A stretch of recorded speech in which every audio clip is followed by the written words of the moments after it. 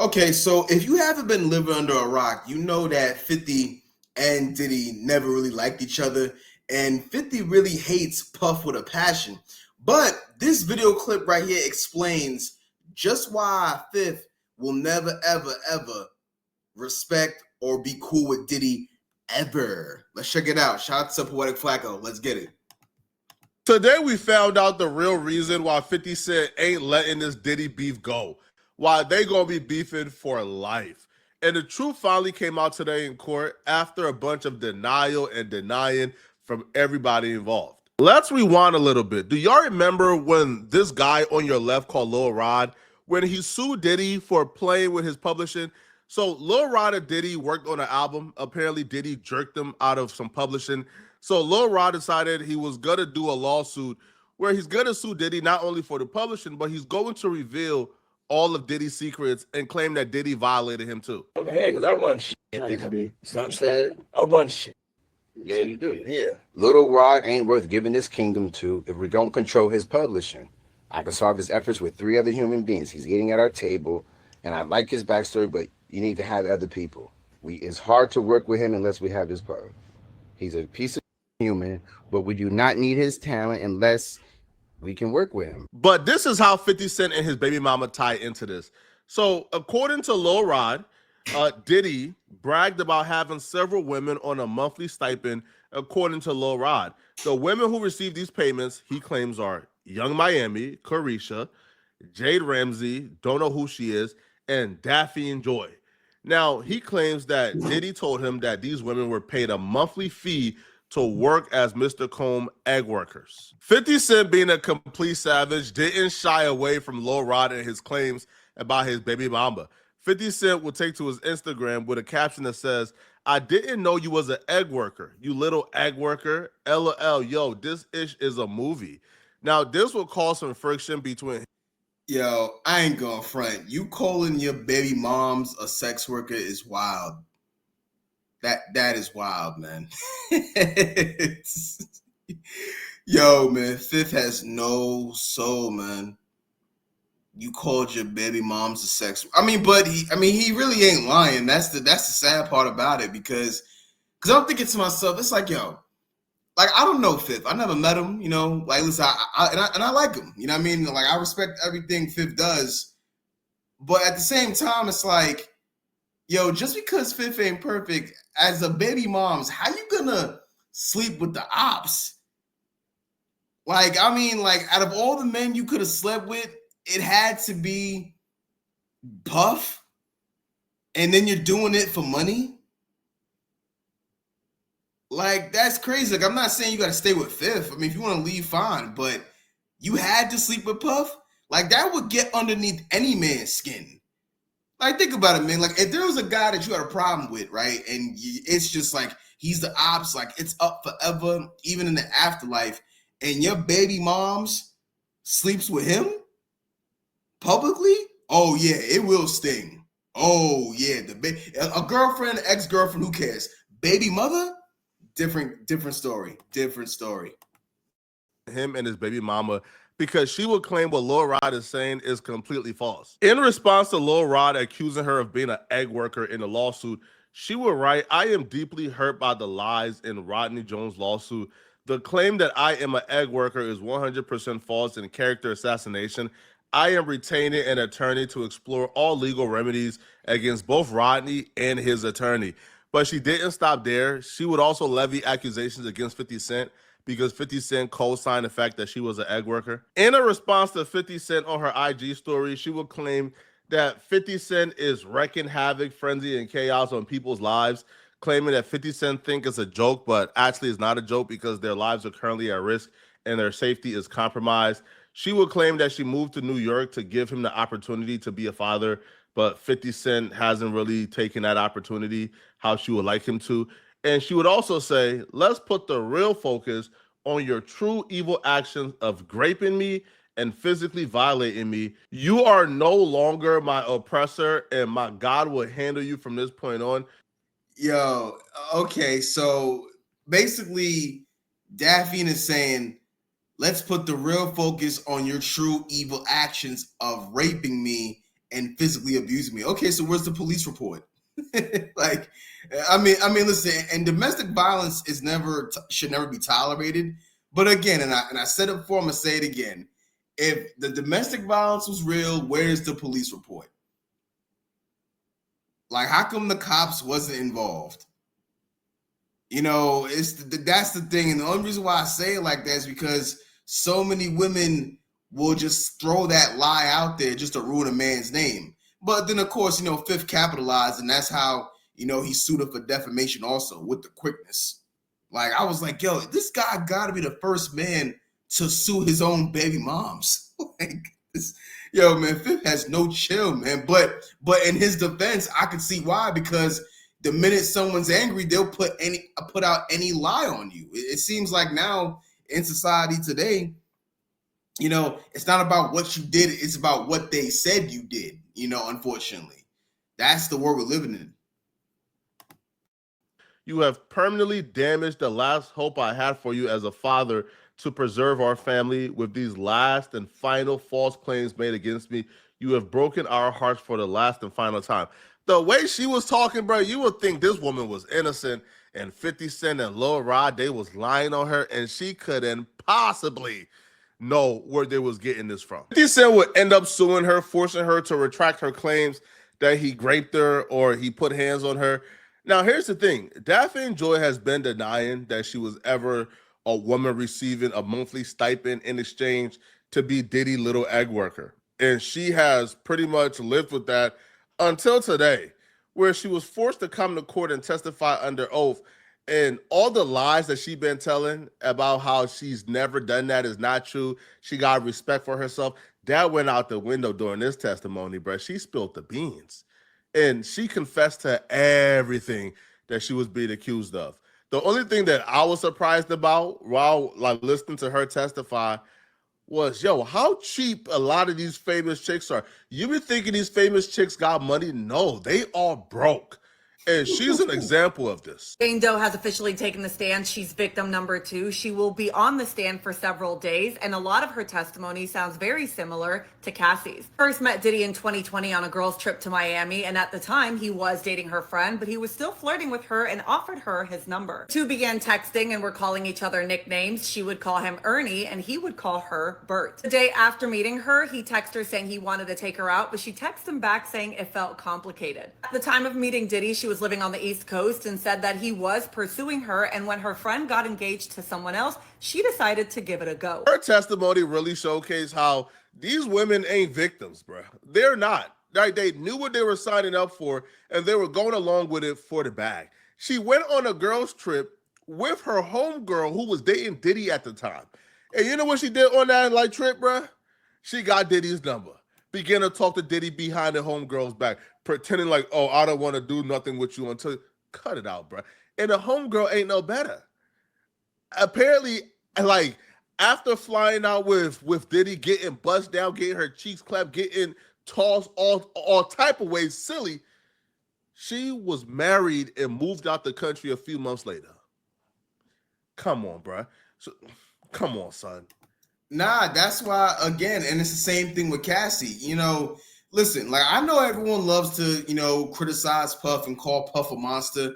But, yo, man, this monster that everybody's criticizing, he had some people around him that was with the game plan. You know what I mean? Like Daphne Joy, Cassie, the rest of those women, they knew what time it was, man. It's all about money. All right? That's why I say, man, that's the problem with the world today, man. It's no accountability, bro. No one ever takes any blame for their situations ever. Everybody is a victim. Everybody's a victim. It's like that. It's like now, if you're a kid, let's say, you were 18 or younger, you're that young, 18 young. Okay, fine, I get it. There's some things that happen to you as a kid where adults can affect your childhood. Fine, I'll give you that. But in your early 20s and up, it's like, I'm not really trying to hear it. So all you have is a bunch of grown-ass adults acting like a bunch of big kids, whining and crying, not taking blame for nothing they do. And it's kind of sad, unfortunately. It's sad that a lot of people that Puff helped are flat out turning against him. You know, now people say, oh, well, Cassie was going through it, you know, like, look at, she was a victim. Man, she was with Puff for 10 years. She was with Puff for 10 years, man. No kids. Like, I could understand if a woman, you know, was trying to stick it out for the kids, but she had no kids with Puff. She could have left way sooner than that. I can almost guarantee, bro, whoever, like, the simp was that married that chick and took her out the country to live, bro, that man was dating that chick while she was getting her cheeks clapped by Diddy. You don't go from being with Diddy to a few months later, you married and out the country already, bro. Cut it out. But Daphne Joy will say that once the friend apparently moved on, her and Diddy began a relationship. And what you will witness during this entire testimony, Daphne Joy is a bum, scrub, broke, super broke. And she would essentially leech off of Diddy for whatever paper he would give her. In January of 2021, she said she flew out to Miami to have their first date, and they spent 5 days in a hotel room. Said they had dinner on the balcony, they went all the way, and she let him know that she had a child with someone that he knew. This person did not get along with Diddy, but he said that he didn't mind. During those 5 days, she said they did get dressed up and go out to a restaurant, and she was head over heels. A month later for her birthday, Diddy took her to Turks and Caicos and the Bahamas for a 15-day luxury trip, and KK was there as well as a chef, a butler, and at one point, even a barber. Diddy gifted her a bracelet that said love, and she told him that she was an influencer and that's how she made money. So because he was taking her away from her work, he wired her $10,000. These chicks got game, I tell you. You an influencer, bro. You could post from anywhere in the world. You ain't miss a dime going on vacation. As a matter of fact, going on vacation actually helps you because you're able to take better pictures. But the only reason she's testifying is because they want to prove that Diddy was paying her for a monthly stipend to engage in rendezvous with other men.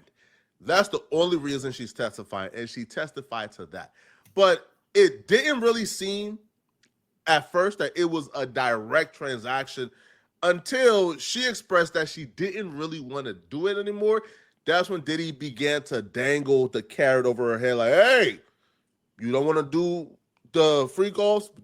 Like they call it hotel time. Don't want to do the freakoffs no more? What? Hey, bro, how you? Basically, she was dangling the money right in her face. That's what Puff was doing. But listen, so what? I mean, listen, things are an arrangement, right? If Puff is giving you money and he's giving you an allowance, like tricking at its finest, if that's what he wants to do and he's requiring you to do certain things and you don't want to do it, that's fine. But you still agreed to do it anyway. So that's really a choice. So you chose to be a sex slave. Just like Cassie. Now, maybe it's not as bad as Cassie, maybe, but, you know, nonetheless, it's still bad. So, like, why should we feel sorry for you? This is why Fifth is going through this whole process of trying to get custody over his son. Because it's like, yo, because think about it, guys. Like, some of you guys watching right now, you know, if y'all ever grown up with women, if you're with a woman and she always has a bunch of men coming in and out the house all the time, or she's dating men and the father's not there, it could cause you not to respect your mama anyway. So you might as well live with the father. Like, come on, like what little boy wants to know up front that his mother is a consistent sex slave for money? That's traumatizing. That's traumatizing, man. like come on, man. And for Fifth, like, I could understand why Fifth is pissed, because it's like, damn, this is my baby mom's? Man, these hoes are nuts. Like, I could see why Fifth would have a problem with this, man. Like, and for Puff, I mean, now Puff probably wanted to get underneath 50's skin. And, I get it. I mean, Fifth is one of his enemies. I get it. But still, man, nonetheless, man, this is so messy, bro. This is so messy, bro. Why can't you guys, like, why can't Puff just date a regular woman? Like, he just had to get underneath Fifth's skin. But unfortunately, it looks like it's blowing up in his face because, that's one thing about Fifth, man. Like, he's vindictive as hell. But in a good way sometimes, You're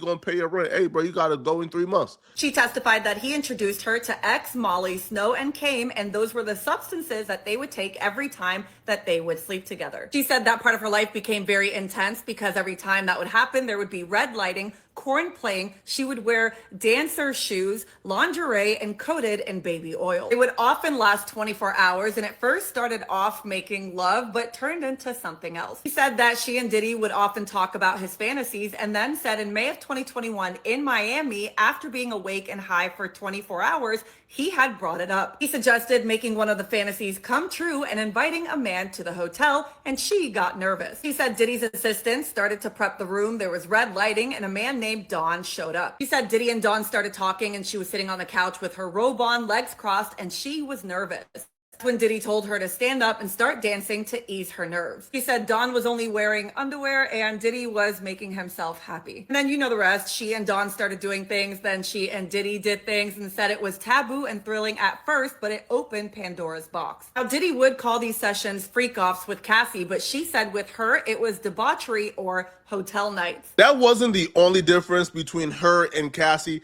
With Cassie's testimony, they're trying to prove Diddy made Cassie do it. He coerced Cassie. He made Cassie do it by force. He would put hands on Cassie.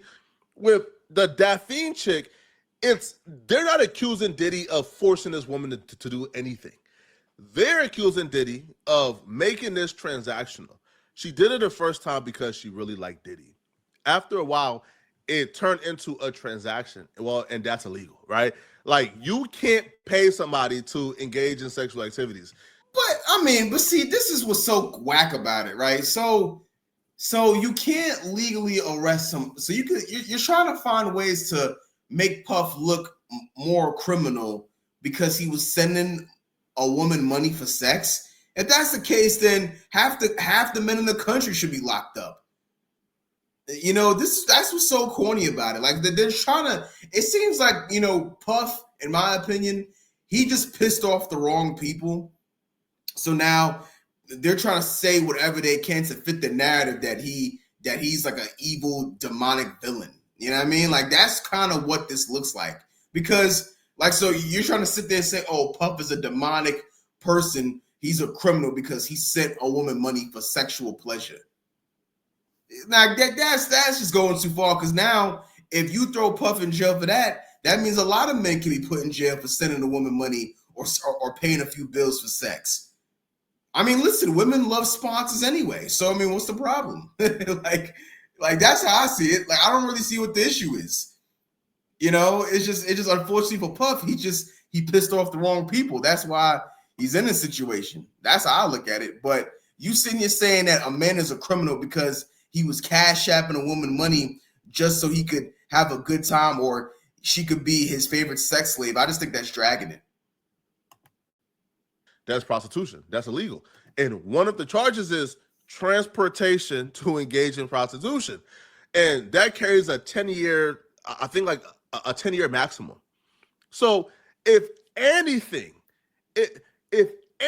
goes wrong, meaning if the prosecutor absolutely blows this case from this point forward, Diddy is going to get found guilty of at least 2 counts of transportation to engage in prostitution.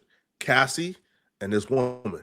And I don't feel like after Cassie's testimony, that can even be disputed. We can dispute whether or not they were forced to do it. I don't think they were forced to do it. I think they did this willingly for the love of money.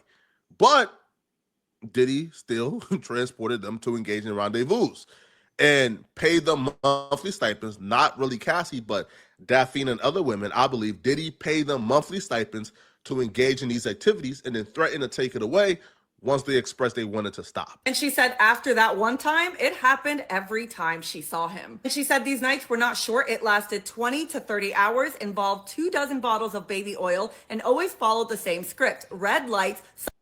Yo, $2,000 of baby oil?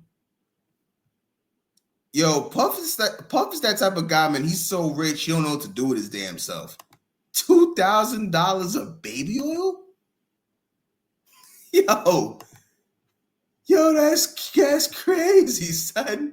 Yo, $2,000. Yo, but see, the thing is, you know what it is? Yo, Puff is a whole sex demon, bro. Like, yo, Puff, like, you could tell, man, someone touched him as a kid. Like, or, you know, maybe early in the industry, you know, he was trying to do some favors. See, this is why I never cared that much about being famous. And that's why I've never been jealous of famous people because you don't know what they've done to become famous. So imagine me if I was on the casting couch at Puff's house and I did all that nasty stuff to be famous. And then now you have kids asking me, yo, Zaire, how did you make it? Simple.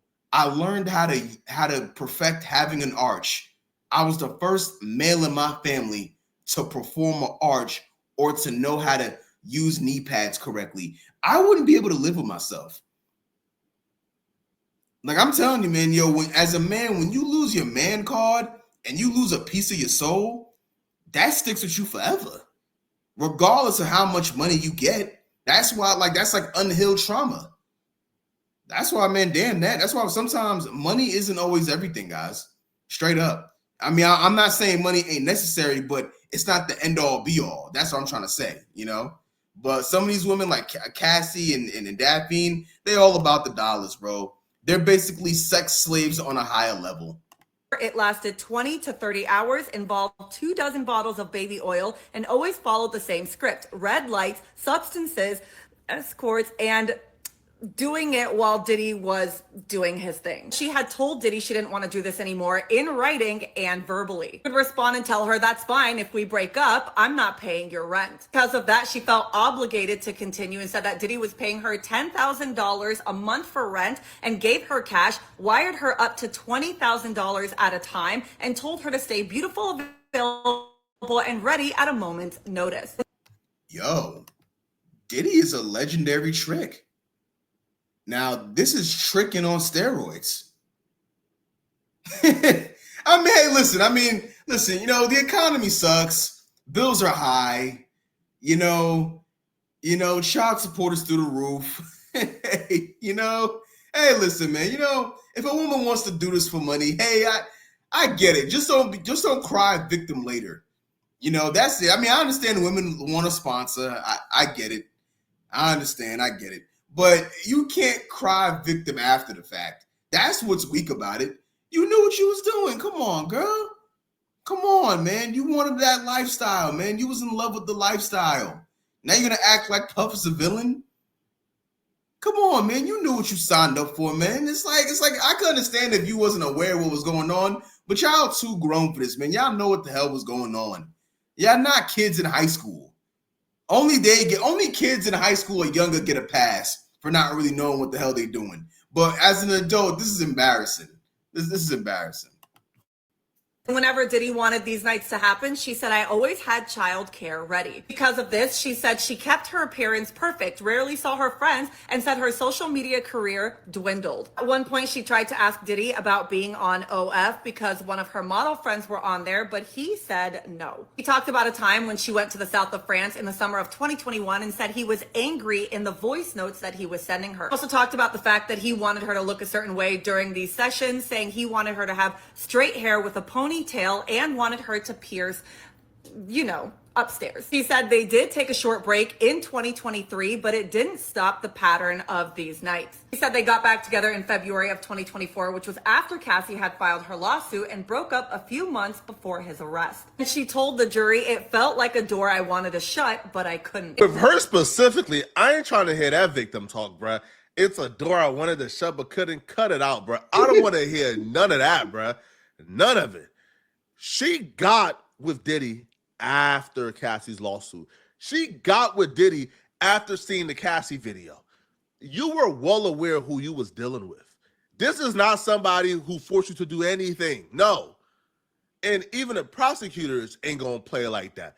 But because these women, especially women like Daphne, she understands that the stigma that comes with you, that you agreed to essentially be an egg worker for Diddy, you agreed to get bust down by multiple men. Yo, listen, she probably got with Diddy with like a 50-person body count. By the time she left Diddy, man, she probably had like 200. So you Oh man, yo, we're gonna end it on that. I've heard enough. I don't want to hear no more. All right, yo, listen, I hope 50 gets full custody of his son. Because this is disgusting and this is nasty and this is just self-disrespect at its finest. I don't know. I mean, listen, I understand women love money. I get that. But this is what happens when you make money your god. I mean, listen, I'm all for a woman wanting a man that's successful and about something, but you just can't sell your soul like this for dollars, especially when your child is around. Because like the child be like, damn, man, my mom's a thought. Like that's how he's looking at it. Like look now your child thinking you a thought for money. His head is all fucked up. Like it's just, oh man, this is terrible, man. This is sad to hear. Like, yo, this feels like a movie. Sometimes I feel like, dag, this can't be real still. Like, I can't believe we're actually doing this. Like, we're entertaining this right now. All right. I'll see y'all later. Shout out to Poetic Flacco.